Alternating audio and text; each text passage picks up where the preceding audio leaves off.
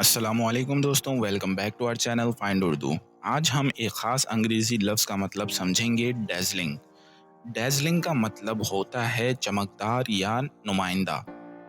ये लफ्ज़ उस चीज़ या शख्स के लिए इस्तेमाल होता है जो बहुत ज़्यादा चमकदार, रोशन या आँखों को चमका देने वाला हो।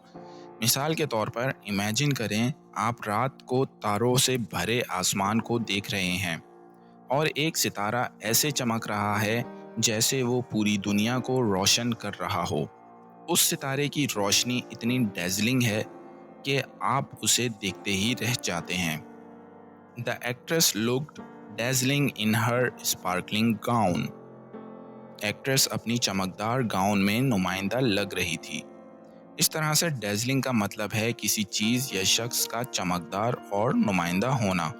मुझे उम्मीद है दोस्तों अब आपको डैज़लिंग लफ्ज़ का मतलब समझ में आ गया होगा। मिलते हैं नेक्स्ट वीडियो में। शुक्रिया।